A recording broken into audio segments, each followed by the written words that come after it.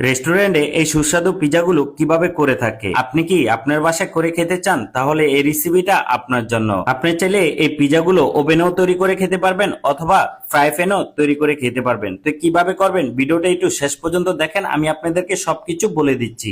ফার্স্টে আমার এখানে ছোট করে একটা গোলা নিয়ে নিলাম। এটা হলো যে 8 ইঞ্চি একটা পিজার জন্য প্রায় 150 থেকে 160 গ্রামের মতো এই গোলার ওয়েট আছে।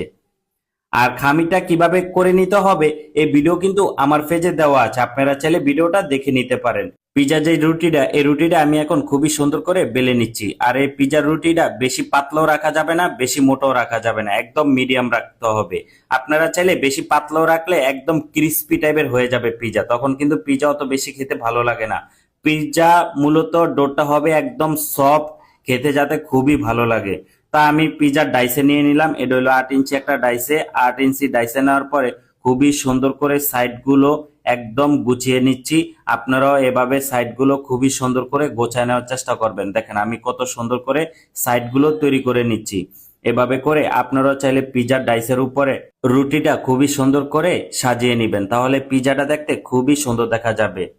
এখন রুটিটার উপরে খুবই সুন্দর করে কাঁটা চামিচ দিয়ে ভালো করে ছিদ্র করে নিচ্ছি। এভাবে করে আপনারাও সিদ্ধ করে নিবেন, তাহলে পিজাটা খুবই সুন্দর হবে। তা এখন দিয়ে দিব সস। এটা হলো যে চিলি সস, নূর চিলি সসটা দিয়ে আমরা মূলত পিজাটা তৈরি করে থাকি। বাংলাদেশে এভেলেবেল রেস্টুরেন্টে কিন্তু এই সসটা দিয়ে মূলত পিজা তৈরি করে থাকে।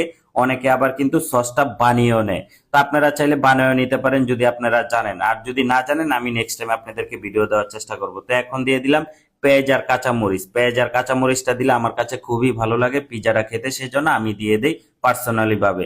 তো এখন উপরে দিয়ে চিজ দিয়ে দিলাম। আপনারা স্পাইসি পছন্দ করলে অবশ্যই আপনারা কাঁচামরিচটা দিতে পারেন। তো উপরে দিয়ে সুন্দর করে চিজ দিয়ে দিলাম। এখন দিয়ে দিব চিকেন। আর চিকেনটাও হালকা ময় মশলা দিয়ে আপনারা চাইলে রান্না করে নিতে পারেন। আর এই চিকেন কিভাবে রান্না করে এই ভিডিও কিন্তু আমার পেজে দেওয়া আছে, আপনারা চাইলে দেখে নিতে পারেন। তো এখন উপরে দিয়ে টপিক্স দিয়ে দিলাম। টপিক্স আপনারা যে কোনো খুশি যে কোনো কিছু দিতে পারেন আপনাদের পছন্দ অনুযায়ী। তো এখন আমি ক্যাপসিকাম দিয়ে দিব, টমেটো দিয়ে দিব, এখানে অলিভ দিয়ে দিব, মাশরুম দিয়ে দিব। আপনারা যদি স্পেশাল পিজা খেতে চান চিংড়ি মাছ দিতে পারেন, বিফ দিতে পারেন, সসেজ দিতে পারেন, মাশরুম অলিভ সবকিছুই দিতে পারেন স্পেশাল পিজার জন্য।